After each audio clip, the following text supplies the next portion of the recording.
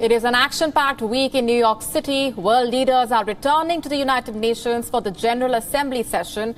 The UNGA will be looking to build momentum to reach an ambitious climate agreement with a focus on boosting efforts to fight the COVID-19 pandemic and seeking unity after the Taliban took over Afghanistan.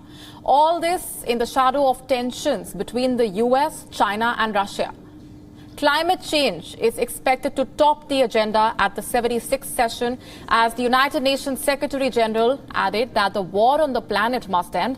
Guterres opened the UNGA week with a 5-point sustainable development agenda for 2030.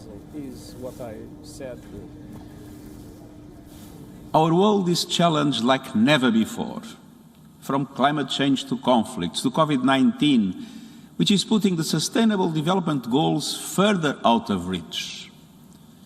It would be easy to lose hope, but we are not hopeless or helpless. We have a path to recovery if we choose to take it. That's what this SDG moment is all about. Coming together to save our planet and each other. Coming together also with the BTS today, which is a fantastic contribution.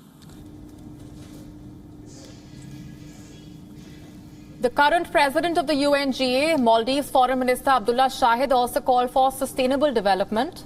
The issue of vaccine access will also be at the top of the UNGA agenda, with the South Korean President Moon Jae-in saying that they are committed to expanding vaccine supply. That is most loved by people around the world. We are all aware the pandemic has severely impacted the SDGs. But the irony is that the SDGs themselves provide us the most comprehensive and universal toolkit in our efforts to recover sustainably. Found that all disasters in the world are interconnected. For instance, the heat wave in the Arctic and cold wave in Texas, as well as the COVID-19 pandemic and Cyclone Amphan that hit Bangladesh, are closely connected with one another through the links of carbon emissions and environmental destruction.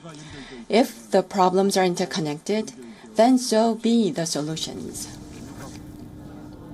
And our principal diplomatic correspondent, Siddhant Sibul, has been tracking all those developments. He sent us this report. Take a look. Crucial confirmation coming on the day of the bilateral because, yes, it was known that there will be a bilateral, but there was no confirmation on the date, whether it will happen on 23rd or 24th.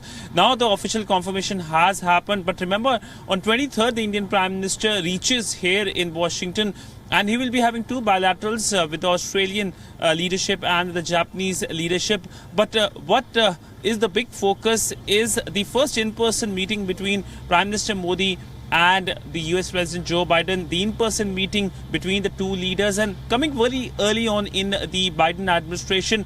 And key focus will be many things, whether it's regional affairs, global affairs. This is a partnership that has evolved over the year. Both countries are working on the Indo-Pacific vision. Both countries are part of the Quad grouping now, and later that day, in fact, the Quad grouping also meets first time in-person meeting of the Quad leaders, something that will be watched globally as well. But the India-US relationship, its backbone has been the people-to-people relationship. There are a lot of Indian Americans here, a lot of Indian Americans in the Biden administration, and that in a sense gives boost to this relationship. UK Prime Minister Boris Johnson and the United Nations Chief Antonio Guterres convened a roundtable with a focus on a $100 billion climate action fund. Johnson urged the world's richest countries to fulfill their promise of a financial package to help developing countries cut greenhouse gas emissions.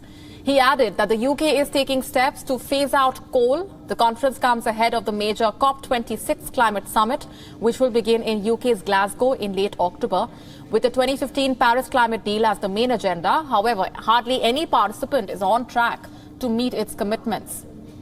As per the pact, signatories had agreed to keep global warming below 1.5 degrees Celsius, protect communities and natural habitats, mobilize funds to tackle the climate crisis, and joint action by governments, businesses and civil society. In the roundtable, Johnson called on countries to switch to clean and green fuel to reduce emissions, as well as the stress on hydrocarbon resources. I think that Glasgow COP26 is a turning point for the world, and it's the moment when we have to grow up and take our responsibilities. I think we go through a period of glorious indifference about the world. We've been through that. We've been through our childhood, if you like. We now got to realise that this is a problem that requires grip, and there are changes we're going to have to make. But people should be optimistic, because we can make these changes whilst encouraging the creation of literally millions of high-wage, high-skill jobs. We need to move from old hydrocarbon technology into new, clean, green technology. Guterres also called on nations to meet the UN Sustainable Goals on climate to avert further disasters.